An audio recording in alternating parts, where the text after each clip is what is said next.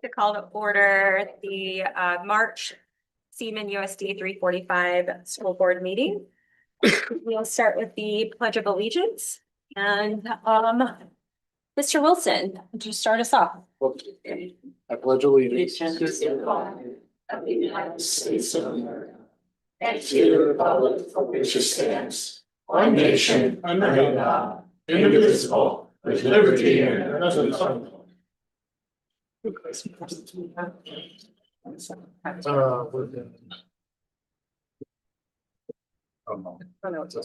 let's go. That's what we do. Yeah. Telecommunications? No silence. No signups. Okay, thank you. Just looking for an adoption of the agenda, please. I move that we adopt the agenda as present. Second. It's been moved by Michelle, seconded by Brayden. Any discussion? Hearing none, all in favor, raise your hand and say aye. Aye. Opposed, same sign. Motion carries. Learning without limits. Mr. Brown.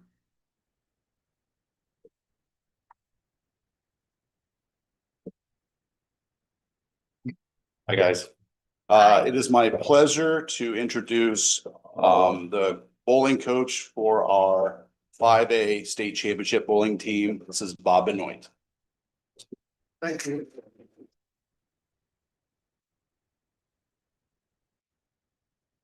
Thank you for letting us be here today. I'd like to introduce our assistant coach, Jason Price.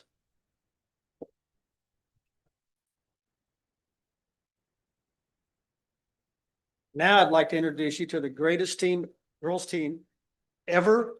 I'd like to introduce you to, first of all, Kayla Duncan.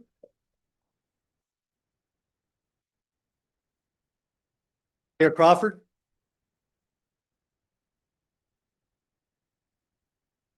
Ava Carlson. Snyder. And then our two seniors, Lacey Cole. And last but not least, Claire Leduc. It was just amazing what these girls did this year. They went totally undefeated last year until the state, and then they had a little hiccup last year. This year, they came back out and did the exact same thing. Our first meet in Lawrence was a Free State Invitational. They won that one.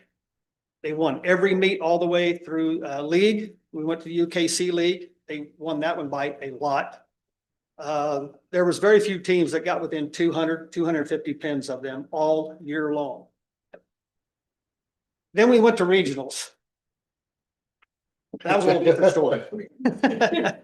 They didn't have their best day that day. And going into the last game, they were tied with Emporia. They started out the game with open, open, open. The first three frames were open. And Jason and I both went over and talked to them and asked them, what are you girls doing? And that's why they're so amazing. These 6 girls from the 4th frame on struck out to shoot 235 to win regionals. Wow. By 7. And that's what makes them so good. Is just, how can you go from something so bad to all of a sudden just striking out? They're amazing. And then we went down to, we got invited to the Flint Hills Invitational, 32 teams. 80% of those teams were all 6A. There was only 8 schools that were 5A schools invited. They've kind of struggled at North Rock down there in Wichita in the past. And I thought this would be really good that we got invited. Maybe this would help them. They bowled 3 games. After 3 games, they're in second, right behind Campus, who has won it like 3 years in a row. They took a break. They came back and they bowled 12 Baker games. After those 12 Baker games, they're still in second. And then we ended up qualifying for the round robin Baker games. When it was all said and done, these girls bowled 22 games of Baker, 3 games of regular 10-pin bowling, and ended up 4th. They were the only 5A school team in the top 10. Everybody else was 6A. And I was kind of sitting off to the side and I heard one of the committee members talking to another one and said, we weren't real sure about inviting Seaman, but that was the best decision we ever made. And now they've been invited back again for next year. So then we went down to the regionals, to the state. And Jason and I both told the girls, just have fun today. And they did. They were very relaxed. After 3 games of 10-pin bowling, there were 229 pins in the lead. The first Baker game, they shot 246, 226, and they totally put it out of reach. They won the state by 358 pins. Wow.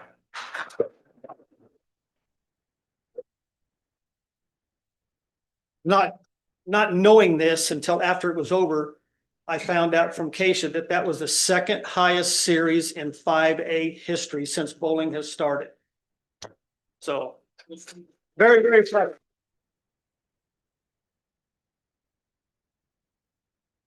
All I got. Do the girls want to say? Yeah. So Bob, all right, hold up those trophies there. Bob, what's a Baker game? Yeah, if you would, just to. I've been asked to explain what a Baker game is. Normally, everybody bowls an entire game. Well, since we have 6 girls here, I wanted everybody to bowl. Jason and I wanted every girl to bowl. So one girl would bowl the first frame. That's all she would bowl. The other girl that was an individual, she would bowl the 6th frame.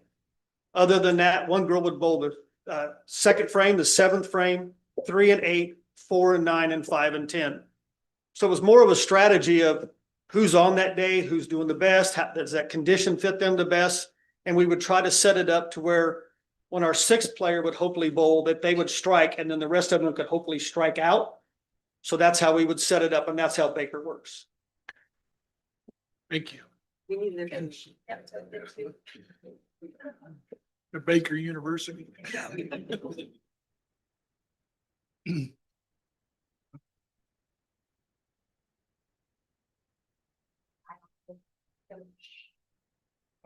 Christy, does that say silent assassins?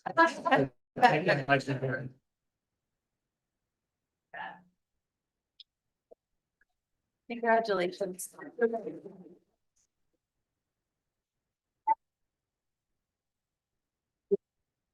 What's one?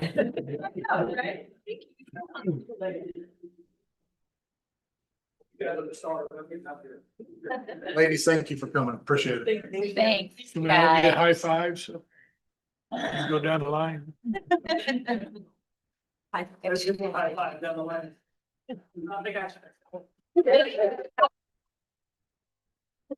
I get double. Yeah. Good job. Good job. Good job, lady. Thank you. Way to patronize the old folks. Good job, girls. Make coach do all the work. Good job.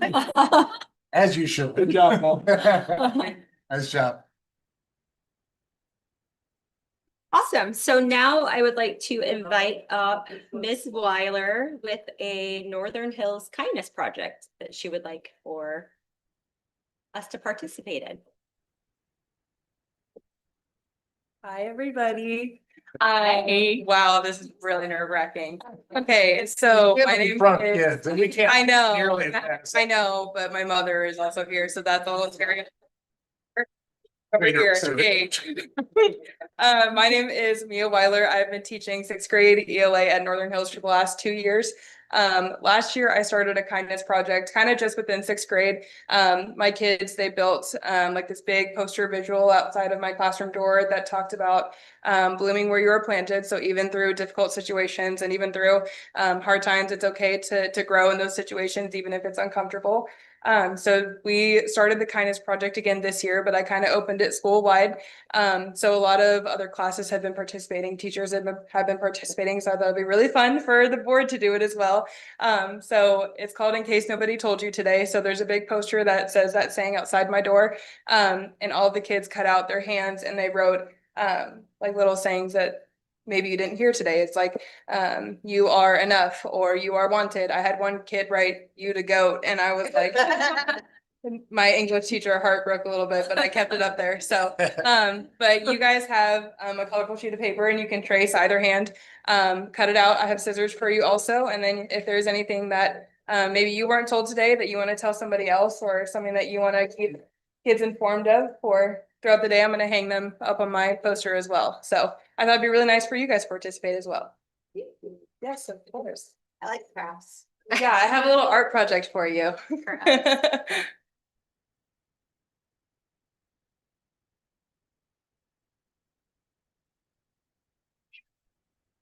Looks like a Muppet hand braided here. I was thinking about that. I was like, I don't know if I made the sheets of paper big enough for some people. Do you have fat fingers? I do. Okay.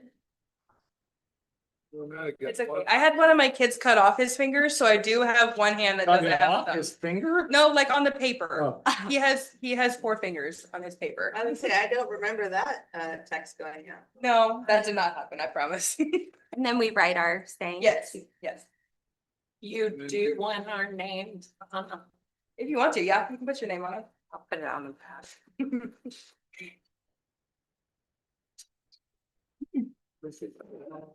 Job description. Cutting out paper. Yeah. Are you failing kindergarten? Oh, I got all. That's why I use my pen. Yeah, that's it. Oh, that did. Did you do that too? I did. Oops. What? We need Perfectly wipes or crafty, something. It's fine. Works. And then if you finish, if you just want to pass all of your stuff down by Mr. McNorton, I'll grab all of it from you. Thank you guys for participating. I think the kids will really love it. Thank you for. And you just want us.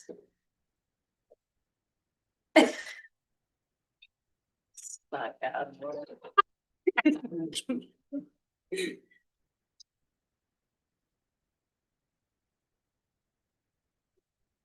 Tell me again what I need to write. Just a reminder that maybe something you were not told today or something that you want to remind the kids as they walk by my classroom. A lot of them wrote that like you are enough, you are wanted, have a great day today. Someone wrote you look really pretty today. So Aw. just a short little reminder that they can read as they walk by my classroom. Stay away from Mr. Ninestead. Like. Put it on the back. You see when I'll roll the name. You should have had the Administrators. I didn't bring enough. Yeah, tell you. Well, what's the topic? Hey. You said, let's say, just somebody that's gonna. If you saw somebody, what would you tell me? Ask them down. To brighten their day, how about that? Yeah, to brighten it. You drew fingernails Yep. too. Yep, Oh. otherwise it'll look like really, really fat fingers. Oh, yeah. Still kind of, but that's it. Pass them down. Add some down. Oh,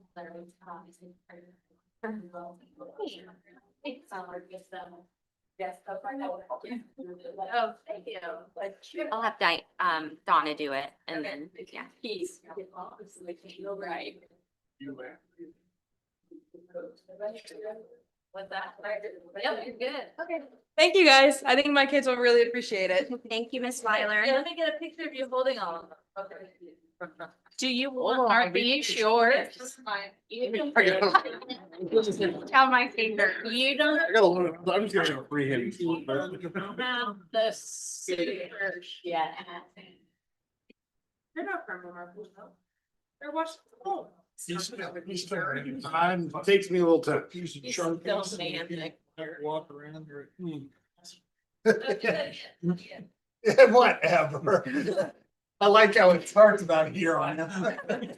Oh, look at that, it's the artist here. That's Mr. Wilson. Make the rest of us look bad. My job. It's your goal. Ah, okay. Really, mine's on that table over there. Here's- I'll be sad. Thank you, Miss Weiler. That's too- Mark, Good work, man. This, oh, there's one more. Weiler. there's another one. Good, yeah, Okay. thank you. Thank you, Mia. You'll have to let us know what your class says. I will let you know. We want to know their favorite. You would. Yeah. I can do that. I can do that. Hey, our kindness project is gonna rise somewhere.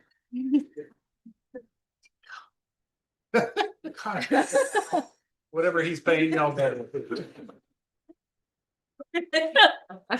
I better not say that. I have no idea. No. I said it. Probably can't afford that. All right, moving on, superintendent remarks. Thank you. I just want to take a moment. I know you guys, leadership is, about making tough decisions. And I know you have tough decisions in front of you. And I appreciate the work you do and the work you're going to do here. But I'd really be remiss if I didn't highlight a group of people who have worked incredibly hard. Some of them are sitting out there, but it's every single principal. It's a group of our directors that deal with the operations that make stuff happen. And they put a proposal in front of you about instructional collaboration mornings. And again, however we end up going with this, regardless of whether it passes or doesn't pass, is really not the point. I'm just very proud of the work that they put into it, and the way they have represented you guys and their schools. So just want to thank them ahead of time. Thank you, Mr. Wilson. President remarks, or I'll open it to the board. Does anybody have any remarks that they would like to share? Well, I think Donna and I probably would. A couple weeks ago, we had a vicious interview. That's kind of why Donna's not here tonight. She's recovering with a local group of Boy Scouts. No, but it was one of the most fun things we've done since I've been on the board. That they got to ask us a whole bunch of questions about why we chose to do this, and they didn't intend it to be this way, but some of them got a little deeper than like I was like, oh, you really had to think about, like, what have we done? What do we do? Like, it was a very fun event. So I just want to, she's not here because of that, but like, they were awesome, weren't they? Thank you to those board members who can make that happen, and we really appreciate you representing. I don't have any remarks. Anybody else? Okay, we will move on to disposition of business by consent. Just need a motion for the consent agenda. Christie, Yes? we skip over Brad. No, he went already. He went before us. I talked about the principals. Oh, We can see who is paying attention. he was probably finishing up his hand. Yes, that must have been. I move to accept the disposition of business by consent. It's been moved by Michelle. Bless you. Second by Kyle. Moved and seconded. Any discussion? I would like some discussion. Yes, Keith. Mr. Wilson, I'm a little concerned with the number of retirements that are on this.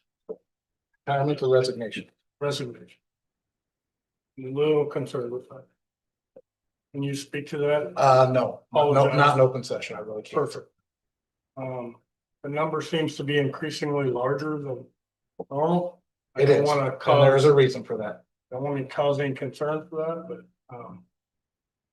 as I promised you before, transparency.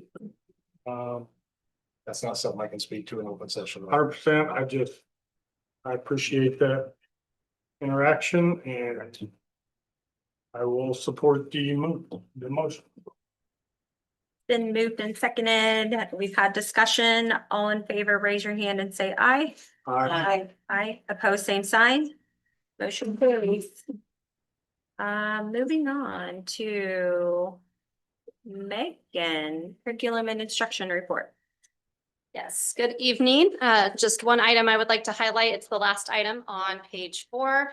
And that's just to give the board an update on where we're at with our KISA school improvement process. Believe it or not, we're actually coming up on a year from when we first set our KISA goals. As a reminder, we have a KISA goal in the area of standards alignment and structured literacy that we have been working on implementing over the past year. So come April, we will be working as a school improvement team where we have representatives from every building and grade level across the district in order to refocus in, ensure that we kind of measure our progress in standards alignment and structured literacy and update and reframe our goals going into next year. So we recently met as that KISA school improvement team. We're going to meet again right at the beginning of April. And then mid to late April, we are meeting with our school improvement group, which includes life systems, to have our school improvement day and set that goal for the coming year. So just letting you know that that year has gone by quickly and we're ready to repeat the process again going into year 2. So any questions for me? Yeah, I have a question, Megan. Yeah. Is there, can I, just for my own, can I see the school improvement plan at some point? Yes, I would love to- absolutely. I would love to look at it. Yeah, I can drop it in this Friday's notes. Oh, So you guys great. can see it. Thank you so much. I Yeah. appreciate that. I just have one quick comment. Yeah. Your teacher conferences, your percentages at the middle school or elementary schools, excellent job. Yes. It's great to see that many parents engaged with their kiddos. Yep. Agreed. Thanks, Megan. Okay, thank you. Ms. Deidre, special services report. I would like to discuss the first item on my agenda, the Mathis Early Learning Center programming criteria. The first link that you can click on was a board approved criteria from April 2020. If you click on that link, you can see that there's a number of students that we have for that criteria. And within those number of students, it has the exact number of each population that's at MELC. So a number of students, it says 6 students with disabilities and 7 students that are at risk. And then the other students are community students. We wanted to change that criteria to allow for some flexibility within MELC programming. So the principal at MELC and I worked on a different criteria that adds a little flexibility, basically in regards to, we have priority for students that are transitioning into kindergarten that are already there. So students already there, they have first priority. And then we have our Siemens staff students that are priority for the full day programming. That allows for some additional slots in those 2 classrooms that we would like to have a little flexibility on and not have the exact number of students for each criteria. So we'd like to use that individual criteria for individual students if they would qualify for that all day programming. So we're proposing a different criteria. It's on the second page. And that'll be, it's discussion now, and then it'll be up for action if you guys agree to it next month. Do you have any questions on any of that? Deidre, why were the specific number of children originally created that way? I don't know exactly. I wasn't over MELC at that time, but I believe in talking to Jennifer that they were trying to be fair in regards to, we have a third of each population, since there's 3 different populations. But we had 1 classroom at that time. Now we have 2, and now we're prioritizing staff students, which is about half of the students right now within that program or within each class. So I think it just evolved into something a little bit bigger, and that we determined that we wanted to make individual decisions for kids on those extra slots. So, I think that's what it was. We weren't completely sure. Okay, any other questions? Questions for Deidre?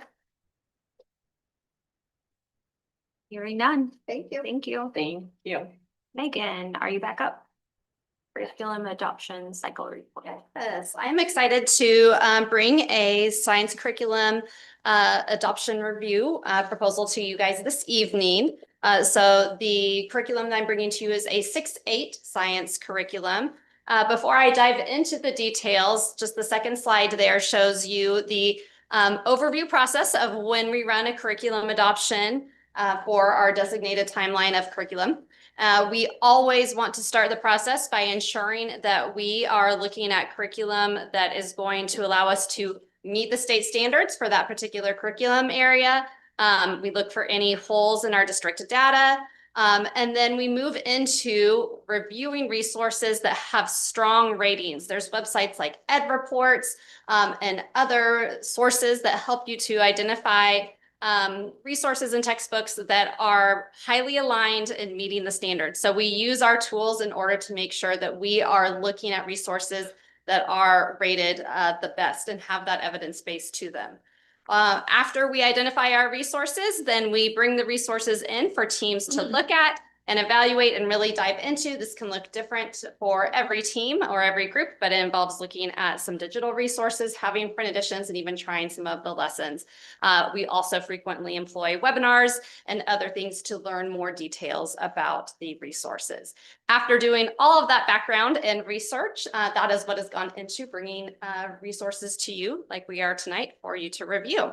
I also want to mention that really this was a review year for kindergarten through 8th grade, but as part of that review process, when I went to review our current resources and how we were doing, I sent surveys out to the staff, and the K-5 staff, all staff members except for one member came back saying that the current resource that we had adopted for the past 6 years, Mystery Science, and combined with Project Lead the Way, is meeting the needs. And so that's just to continue with status quo. That kind of meant that we weren't going to dive in and look for a new science curriculum at K-5, because if it isn't broken, we don't need to fix it or find something new. So that was an excellent information from the staff that they were highly pleased and really satisfied with the current resource. So that narrowed it down to just be a 6-8 resource adoption.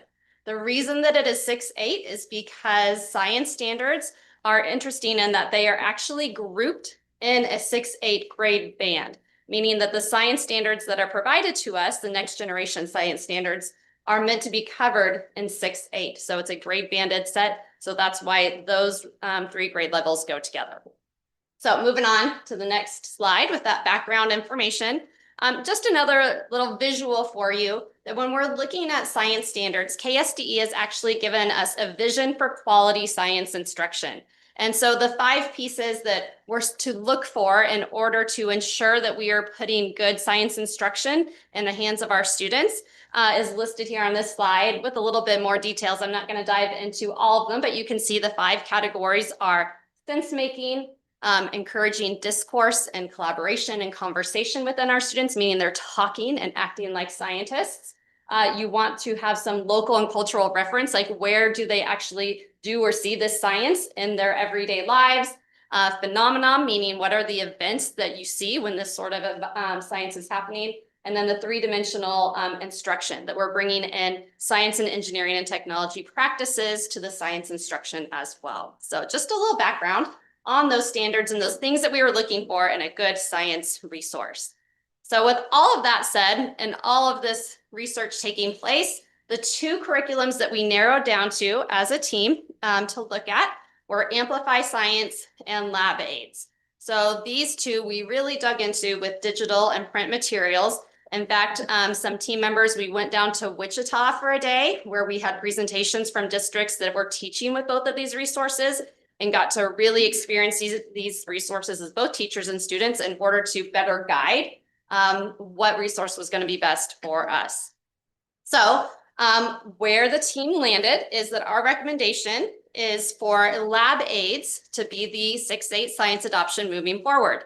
I put on here a couple bullet points from the review rubric that went out to staff and some of their reasons for picking lab aids. Their responses speak to the piece that I really appreciate about this resource is that it is built on hands-on lab experiments. Every unit for every grade level is built around actually doing the lab and experimental work. So the students will be provided the lab materials as part of the adoption in handy little carts. They'll be nicely organized by every unit, have everything the teacher needs right there at their fingertips to, again, actually do that science as students. So but beyond that, there are excellent teacher resources and guided formative assessments and activities that help assist the teacher and it being teacher friendly for them to plan and design their lesson instruction as well. Just moving on to the next one to give you a quick glimpse of that grade banded approach. So we call this an integrated model. So the three color bands that you see on the bottom left, all science is broken into, all of our science standards fall into either physical science, life science, or earth and space science. And I know that it's teeny tiny there on the right. You would really have to zoom in on your computers to see it. But the color coding itself shows you that like it's 6th grade there on the left, 7th grade in the middle, 8th grade on the right, that across all grade levels, the way that the units will be split up and divided is that every teacher will be teaching and talking about some of these concepts. So as students progress from 6th up to 8th grade, they are learning the science material and circling back on these key concepts and standards. All right, so that's about lab aids. You can see we have the scope and sequence, our reasons why this is going to be the one for Siemens students to really get hands-on and learning some science. What it will cost us for a 6-year adoption is what you see on this screen. The top part shows you that the adoption includes digital access for all of our teachers. It's going to include classroom sets of textbooks that can be used within lab groups or in partner groups as they're diving in to do the work and have that print reading material. It's also going to have that fully stocked lab equipment that I was referencing and easy storage carts for the teachers to pull out. What you will see not in that adoption is student digital licenses. We are intentionally not purchasing student digital licenses because we don't want students doing science on computers. We want students doing the science through the labs and other interactive classroom activities.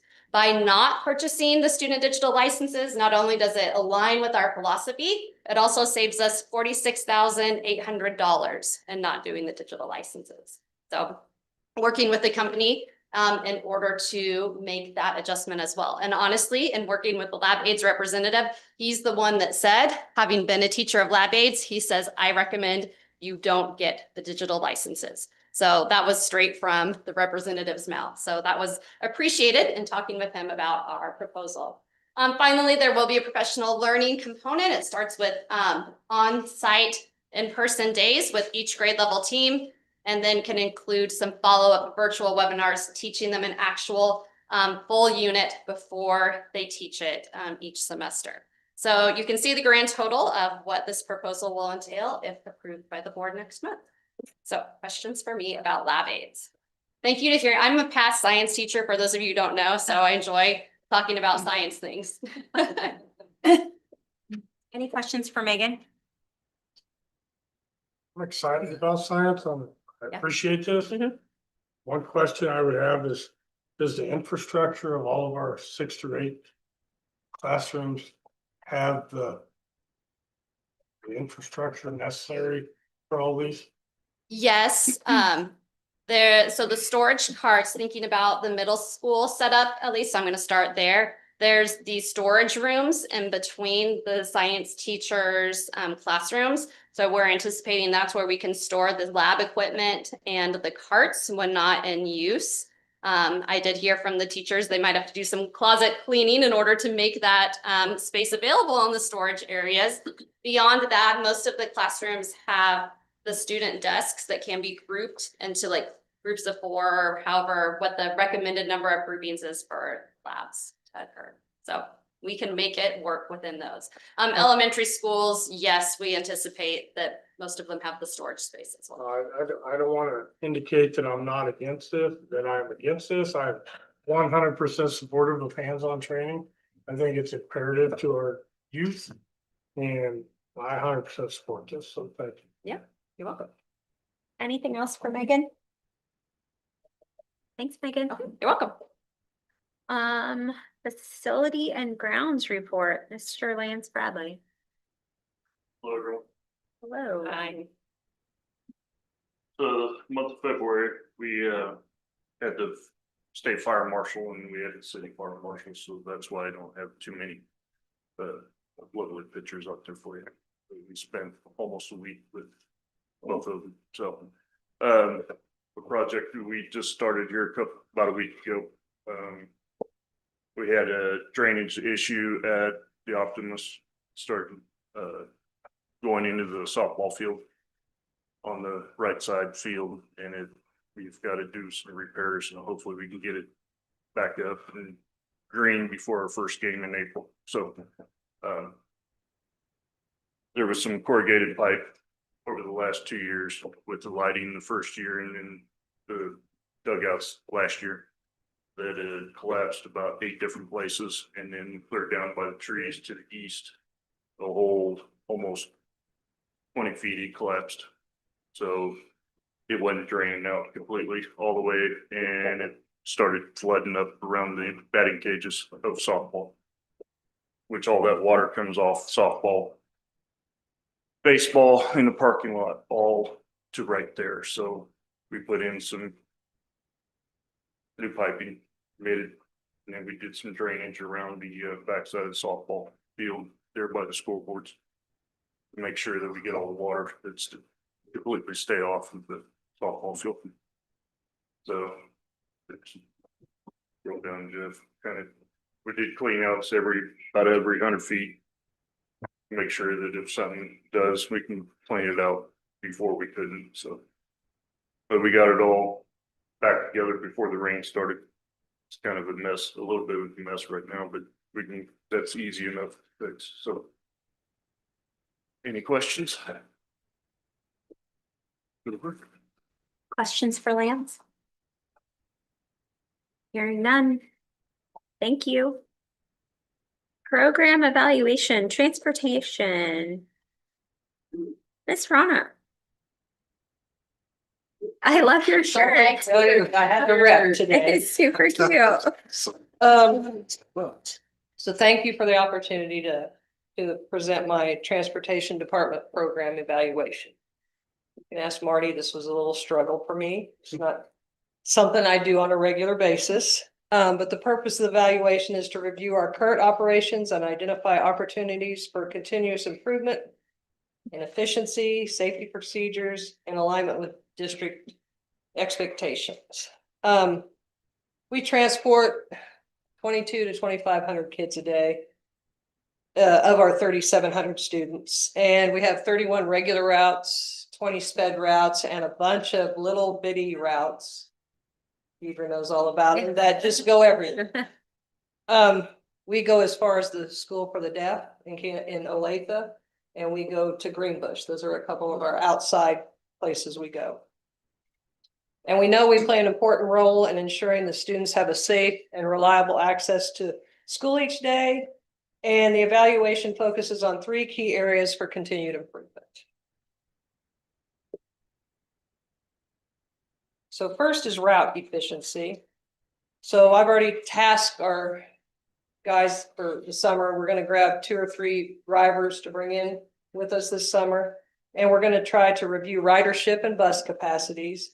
We're going to identify potential route restructuring that maybe can save us a route or save us another bus or whatever it may be. And using the route software and our GPS to find that mileage that we're driving that maybe we don't need to be driving, some of our deadhead times and things like that maybe we could improve. And I'm going to bring in some drivers to help because they're the eyes out there. They know a lot of this district better than I do. The second thing I would like to do in the district is take our student and parent handbook and align it with more of our buildings expectations for the students. Because if you look at our student transportation handbook, it's like, you can't chew gum, you can't drink pop, you can't do this, you can't do that. But you look at the expectations that are on the walls in the schools, it says, be kind to your seat partner, keep your hands to yourself. Level 1 noise. So I want to align our handbook to match what the district wants from, what the buildings want from their students. I'm gonna bring people in to help me do that too, but we want to, like I said, align behaviors with the buildings, expectations, clarify consequences and progressive discipline procedures, and improve our communication with the parents and the students. Finally, the state now has one of our things that we're evaluated on or our crisis handbook. And we have a very generic crisis handbook right now. So we're going to look at making that more transportation and our Seaman transportation specific.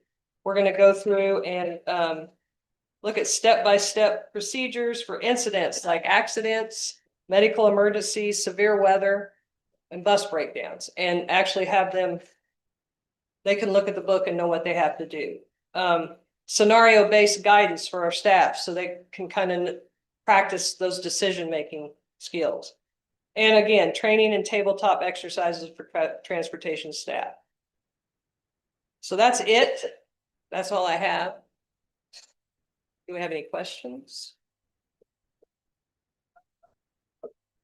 I have a question that I have to state. You do an amazing job Thank you. with limited resources.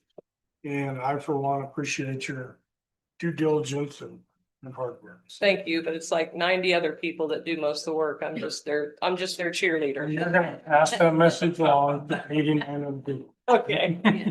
Thank you. Thanks, Rhonda. Okay, moving on to action items, summer projects. Is that Marty and Lance? All right. Good evening. We're going to start off with the fob access points. That's done through Sound Products. There's not a lot of people that do those types of things. And we have two projects. One would be to add additional access and fobs at Milk, and to also do the same at West Indianola. The Milk bid is $21,888 and West Indianola is $22,788. Any questions on that? How many extra access points does that get you? So we had 3 left on what we had, and then we had to extend it another 60. So Milk is on the playground. We only have one fob and it's clear on the north. So it's a security issue, just like WI, the kindergarten wing. There is no fobs whatsoever in a kindergarten playground. So we're putting 4 of those in there so that they have full access to get into the building. Good question. Lance, will this give us the ability to have further expansion? Yes, so you got that extra 16. I see. Thank you. Is Sound Products offering any integration with our camera system? To where when a point is accessed, it automatically brings up a camera? So there is a system that Jared and I have over spring break that actually it will detect. So that's it was all start. Big one.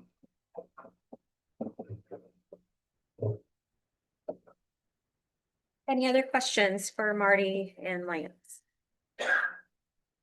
Just to clarify, this is a budgeted expense, correct? Correct. That being said, I make a motion to approve. Second. All right, it's been moved and seconded. Do that, right? Yeah.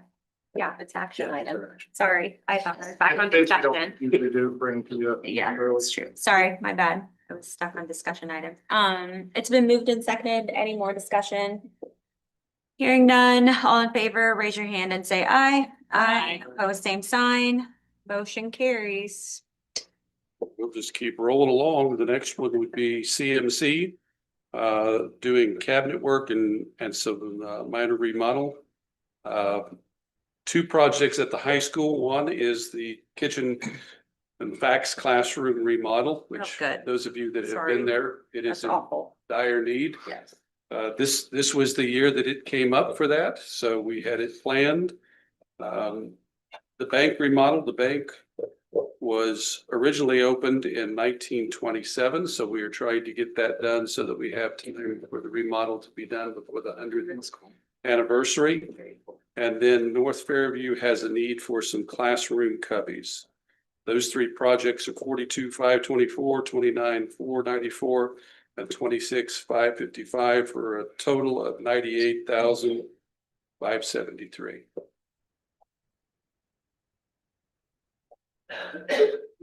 Any questions? As it turns out, I do have a question. Sure. Who's installing this? We do. Perfect, thank Yep. you. Otherwise, the cost would be a whole lot more. That's my question. I will tell you that being in the industry, this is a great cost, this is a great price. And with that being said, I make a motion to approve. Been motioned by Keith, seconded by Diana. Any more discussion? Hearing none, all in favor, raise your hand and say aye. Aye. Opposed, same sign. Motion carries. And now we're gonna go ahead and jump up to a big one. We are planning to replace units on the freshman areas, the office, and where the art area and museum are. And the bid that we got from Samco is $954,000, which is about $1 million, or it's about 200,000 less than what it would be if we went directly through Train, which makes no sense to me, but we'll take the opportunity to get that. And at that point, we're in pretty good shape as far as HVAC units in the district. We should be able to go a little while. Did they do the work last year too? Yes, yes, yep. Does include controls? Does include controls? Controls already done. Yeah. That's like, Controls already done. Yeah. That's done last year. So this well, we still have to tie into this year. Is that included in this price? Say again where the construction was gonna be? Or where it was gonna be replaced? Right. front office. Or, oh, okay, okay, thank you. Is this a train unit replacing? A train unit, or is this a? So if I remember right, it's try to make the name of it. No, it's not a train. Or, you got me on that. And the warranty comes with what?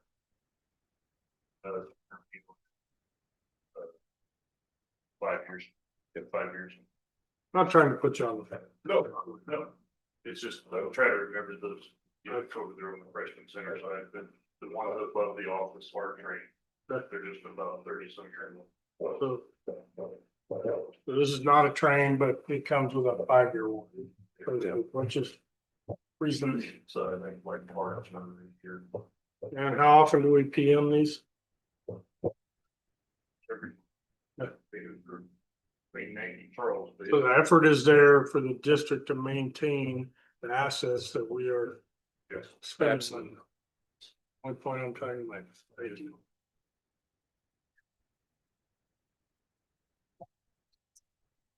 Any more questions for Marty and Lance? This is budgeted. Yep. With that being said, I make a motion to approve. Moved by Keith, seconded by Diana. Any more discussion? Hearing none. All in favor, raise your hand and say aye. Aye. Aye. Opposed, same sign. Motion carries. Thank you. All right. Megan, is this you?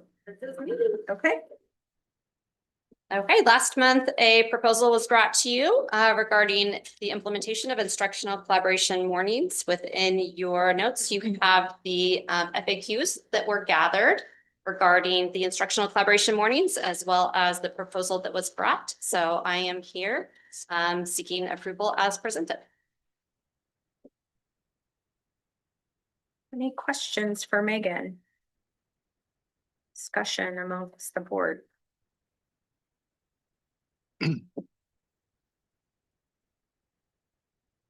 Kyle, I'm so sorry.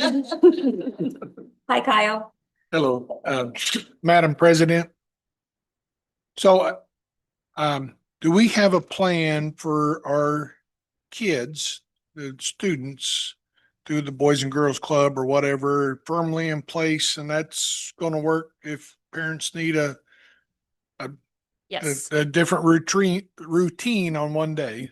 yes. There will be a Wednesday only option for our families who need the Boys and Girls and Club coverage that day. And we have a verbal agreement with Boys and Girls Club At every school. at every elementary school, Okay. How about the junior high not Or- at the junior high. We, or the middle school? the middle school. No, Boys and Girls Club just operates out of our elementary buildings. They did say that if there was enough interest, they would consider that, but those were not ones, we figured they could wait an hour at home and get on the bus. They can also, if they choose, just ride the bus on Wednesdays if that's convenient for the parents. True. So kind of as a follow-up to Kyle's question again. Do we have any idea, like based on other schools in our area that have done this, how many kids, how many parents might need to take advantage of those Wednesday mornings? That's the information that we are planning to get. That would be one of the next steps in our communication plan, is to firmly identify how many parents are seeking that option this spring so that we can be proactive in getting them those slots and getting that set up with Boys and Girls Club. And in speaking with the director, she's very eager to accommodate whatever our numbers end up being. So once we get the go ahead, we would get that information so we could get firm numbers from parents. Can we gather that information before we make a decision? So I guess one of my concerns, kind of the reason I'm bringing it up, I think the cost that they are proposing that we're kind of guessing on, probably reasonable for our parents. And I appreciate the work that had to go into making that guesstimate. But as much as I appreciate our Boys and Girls Club partners, I don't understand. I'm having a hard time picturing how much they're going to have to staff up to keep our kids safe and active during that collaboration time that the teachers are asking for. I know staffing in general is a difficult thing. And one of the things that we want to make sure is that our paras are available for the collaboration time and not having extra hours at Boys and Girls Club. So if we're talking an extra 100 kids per building, what does that look like for Boys and Girls Club staffing? Where are they going to find these people? Those are just questions and concerns I have. Yeah, talking to Don Williams, who's the director for Boys and Girls Club. First of all, they increased our capacity, and she actually said doing it in the morning worked better for them as far as staff. Typically you get kids that are college students, and her statement to me was, it's much easier to get them to work that extra hour later in the morning than it is to try to pick up anybody that doesn't. Can I ask what you mean by they increased our capacity? We have, in each one of our buildings, they have a certain number that they would say they're adequately staffed for. And they are planning on increasing that almost doubling what they would normally have. And they'll adjust the staffing. We don't know how many that will be yet, but once we do, they feel, she was very confident. One of the things that she mentioned was that with other districts, they didn't ask them beforehand. They did this, and then they went to Boys and Girls Club and said, hey, is there any way that you can make this work? So she was doing cartwheels and did exactly on the fact that we're asking months and months ahead of time so that they have time to adjust, and also people, parents. Yeah.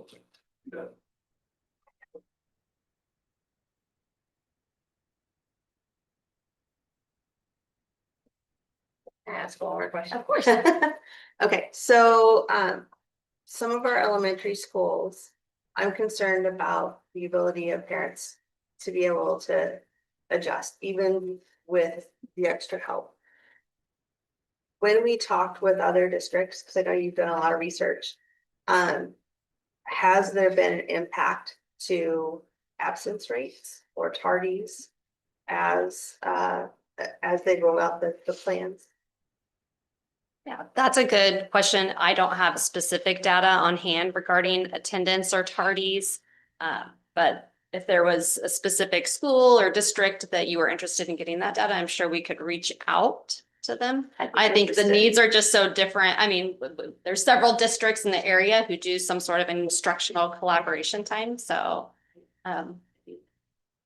Anecdotally, I talked to the superintendent, so I talked to Shawnee Heights and I talked to Auburn Washburn. And anecdotally, they said they didn't notice anything. And which. Now, remind they me, could Brad, be, what, Remind me, Brad, which levels they have collaboration you have for? that handy? Yes, so I'll just go through really briefly. For Shawnee Heights, they have late start at their high school every Wednesday. Auburn Washburn has early release at their high school every Wednesday, plus all buildings quarterly have an hour and 30 minutes. Topeka 501 has a late start for elementary and preschool only every Friday. And Silver Lake has a late start for all buildings on the last Wednesday of certain months, like when there isn't already other holidays or things on. Yeah, it's really our elementary schools. I'm a little more concerned. Dr. Anderson was not there when I had that conversation. Mr. Womack was though. It applies to Pleasant Hill as well. Yes. Sorry, Kyle, I keep ignoring you down there. My apologies. No, it's fine. So another question. So if we have these meetings on Wednesday mornings, like we're talking about, the teacher plan that, do they not have that on Wednesdays? Or I don't know if I've seen that in the script. So how's that work? This is not in lieu of teacher plan. So per the negotiated agreement, we still would have the allotted plan time. So they'll have an hour in the morning to collaborate and still have an hour during the day to grade papers or whatever they do? Yes. Yeah, Yeah. and there is in the FAQs that were included in your board, at the very top is a table that differentiates some of the tasks between what we look to see happen during the instructional collaboration mornings versus what all the things the teacher, completes during plan time versus PD and professional development, because each of those categories is kind of different tasks, different activities that we are looking to have our staff or provide time for our staff to do. So is that under our negotiated agreement that we can't combine those on Wednesday? They have to have their 40-minute plan time, I'm assuming, is that? Yes, collaboration time is not in the negotiated agreement. And I don't think we want to take away a teacher's plan time. Why would we take it away? I don't know. I never had plan time at my work. I vote we give Kyle a classroom of sixth graders to follow around during his work day and. I'm good with that. Can I bring my stick? Agreement would say that was not a good idea.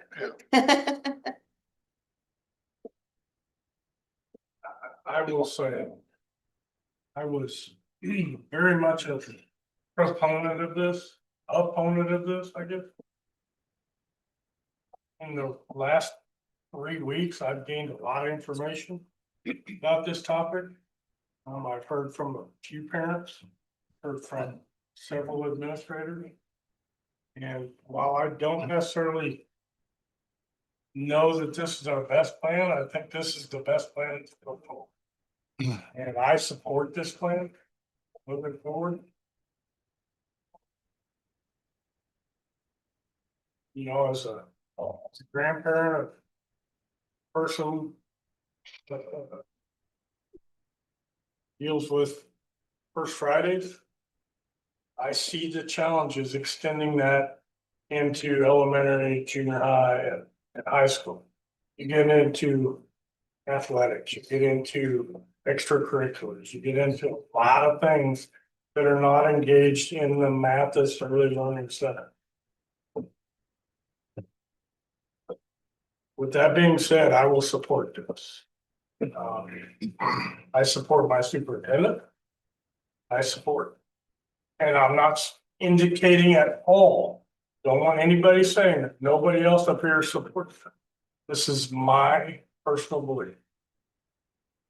I support our educators who do a job that I don't understand.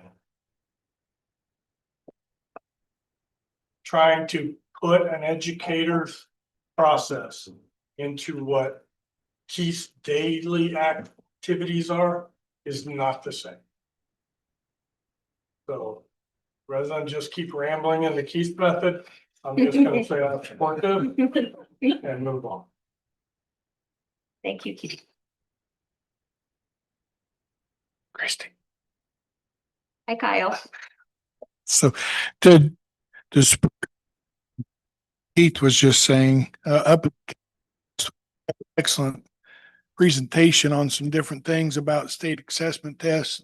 And it really talked about weekly collaboration with that goes along with those possible quarterly tests and things that go along. And this was a big part of their program that Olathe and the KCK school districts are piloting, have been for the last 8 years. But anyways, so I think this is needed. It's just some questions there that the best way to implement it, I guess, is where I'm at. But I think it's a great program to help our teachers, which will in turn help our students. But I just have, there's just some questions I have on the best way to do it. I think it's good for the parent, the kids. It's the parents I'm worried about on that different schedule they'll have to learn how to deal with, I guess. But And I'm with you, Kyle. I worry about our parents at Logan and who already struggled, you know what I mean? And also Northern Hills, or just those parents that are gonna struggle through this. And I feel like my concern is that we just don't have enough information. And I hear Kyle and I hear Keith's comments about wanting to support our superintendent and our staff, and I want to do that. I still have some hesitation and some questions, and I don't know if I can get those answered right now because I can't even think of a question in my head at the moment. But any other comments or discussion? I just from my end, Christy, we've all heard from a lot of parents who have some concerns and some questions about how this will be implemented. And I appreciate the work that has gone into developing this plan. I know it was a lot. I just worry about our families who don't have the ability to adapt to a weekly change like this. And I have also heard from some of our teachers who have some concerns about how exactly this is structured and what this will do to really, how we're going to see those changes. And so I just, as much as I want to support, I'm kind of like Christy, I have some hesitations about rolling this out fully right now. So I just want to put that out there, and that's just kind of how I'm feeling right now. You guys have done a ton of work on this, but I have some worries. I'm also somewhat confused because I know that the elementary is like gaining some time here, but I feel like the middle school is losing time. Am I wrong about that? Like, don't they have team time now? And then when we move to 6 of 7, they're really losing pretty much 4 days of team collaboration time to just going down to 1 day a week. Am I misreading that? Without this, it would be 0. Without this, it would be 0. Yes.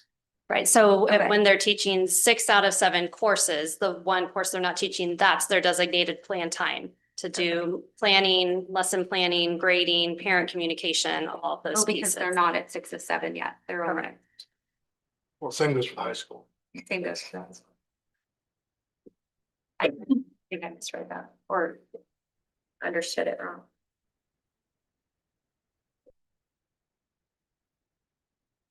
So they won't be losing collaboration time. This would be their designated collaboration time every Wednesday. Right. And that time will be with no students in the building. And so there'll be no disruptions, there'll be focused time. And it's also bringing what hasn't been in place before, which is for all specials team members to be there and be present during the conversations. It will allow paras in the building to be there and be present because paras are a valuable member of the community that have had no collaboration time ever in any of our buildings. And that partnership in the classroom and that communication is essential. And so that kind of designated time we have not had before, and that's what we're looking for. Thank you for clarifying.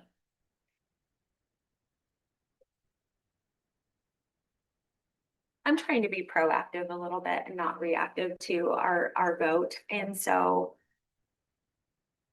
my preference, and I don't know if anybody else is going to agree with me, but my preference is that I would really like to get a plan in place or somewhat of a plan of how and maybe gather the information from parents who will be participating in our Boys and Girls Club before we vote. I don't feel comfortable. I would like to see those numbers before we put this to a vote. And I apologize, that's more work for you, Megan, in our administration, but I would feel more comfortable voting on having that information in front of me.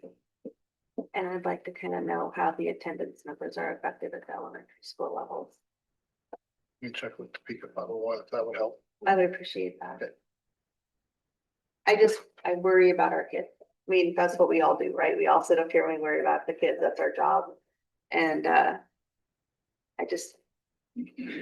my stress level right now.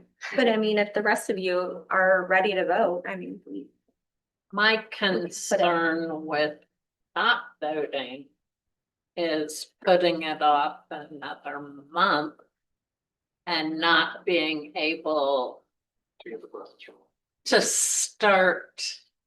Does that make sense? I mean, they're gonna be Working. starting with the parent plan, so why can't we gather that information first? True.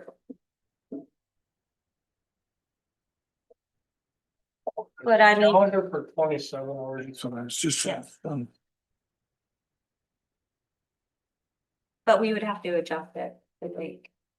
We wouldn't adjust. Well, the May I chime in? We wouldn't adjust the calendar itself. We would have the same start days, end days. It's what's being adjusted is those start and end times of the day, which is outside of the actual school calendar. So would that affect any, especially at the high school classes? Have they haven't enrolled yet for next year, have they? They have just completed or are in the process of completing with Mhm. our middle and high school. Yeah. But no, there wouldn't be, unless can you clarify your question? Well, if we don't have a class Wednesday morning, the first hour. It just, So- yeah, it's the schedule will look a little bit different that day. Pressed, Potentially, yes. So like just take some minutes off of each block that day. okay. So, But but they would they'll still still- have their full schedule of classes. Yeah. 7 classes. And what they could do is potentially if advisory was on that day, it's not do advisory. They can still have a advisory. But wouldn't change courses, as I said, right? Any more questions or discussion? I'm not like, yeah, sorry. Like, You you go can ahead. go. Okay. No. Go ahead, I've Brayden, talked to then that. Kyle, Brayden, then Kyle. No, I'm not like against moving it back a month. I'm not like saying we can't do that. I'm just saying, like, I don't think it increases the value of us. Like the value of us doing this is going to remain the same whether we do it now or then. Yes, that this is gonna put some parents in a tough spot. And we are asking them to do that, which is unfortunate. But also with us moving to this schedule, we are taking away at the middle and high school levels, the PLC opportunity that they got 5 days or essentially 5 days a week. Right. Or in their, one of the hours they had in their 7-hour schedule.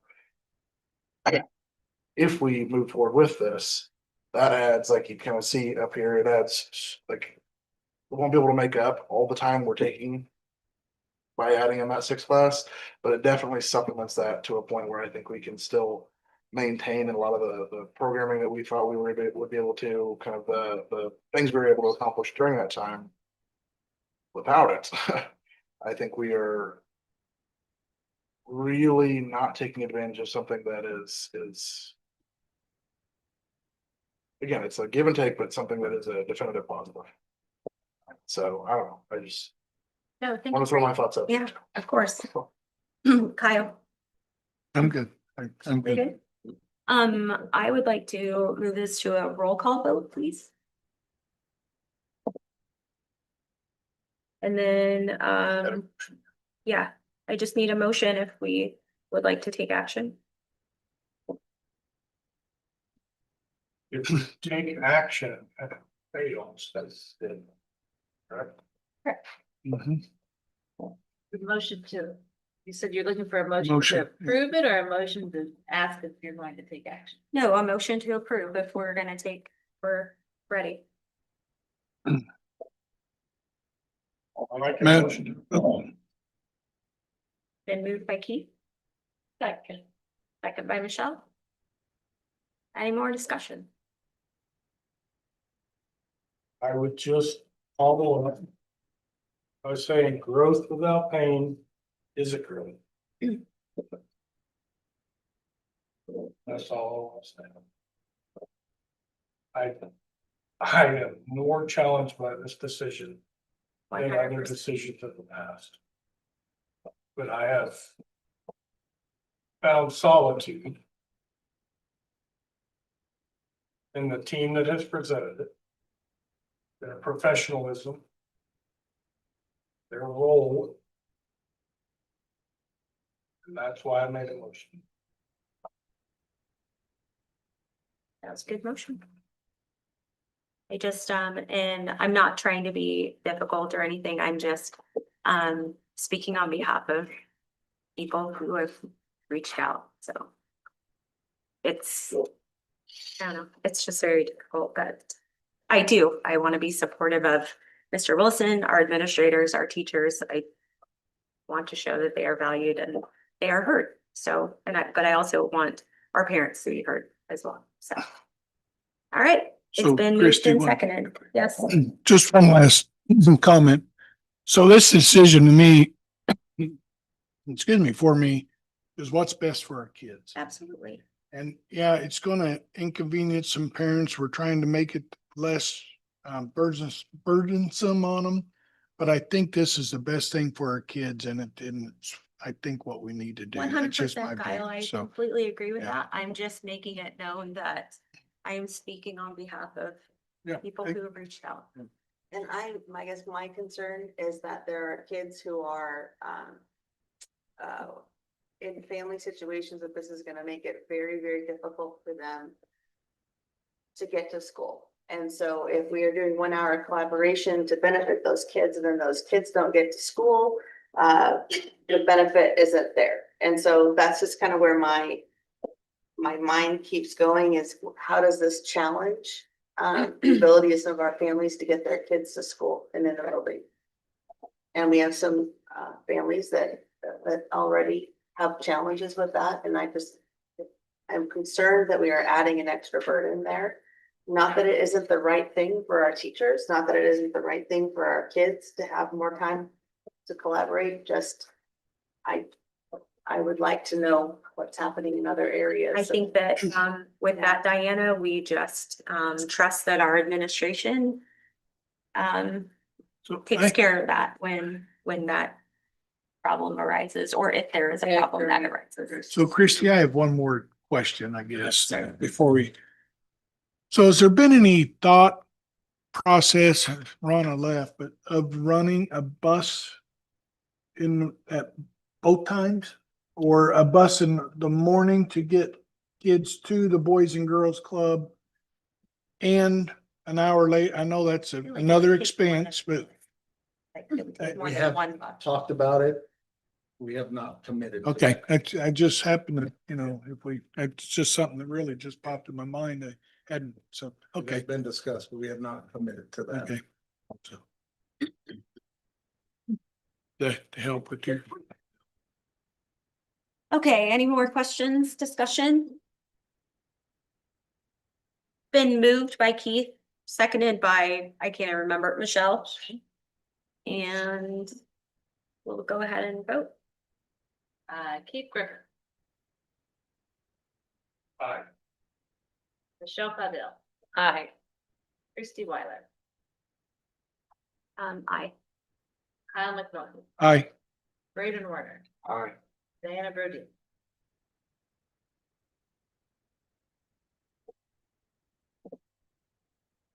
Aye. Um. Motion passes. Thank you, Megan.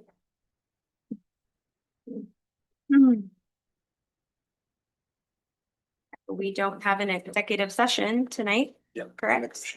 No negotiations? Negotiation. Oh, we do have an executive session for negotiations. Okay. Well, then I make a motion to go into executive session to discuss negotiations pursuant to employee negotiations under coma, and the open meeting will resume in the boardroom no later than 10 minutes, 5 minutes. no later than 7. 8:30, calling in, I'm sorry, 7:30. My bad. My bad. No later than 7:30, including Mr. Wilson, Tanner, and Marty, or no Marty?